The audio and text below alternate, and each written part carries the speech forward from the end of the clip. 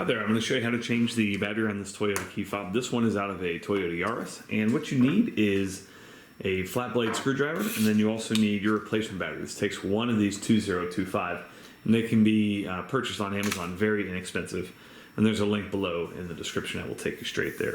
Okay, so first order of business is you need to remove the actual key. So you do that by pulling this down and pulling that out.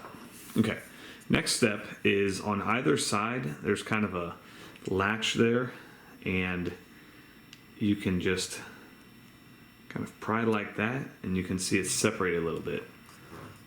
So once you have that separated on both sides, this one's broken on mine, but do that same process, separate on both sides. You can just come in here and twist it off.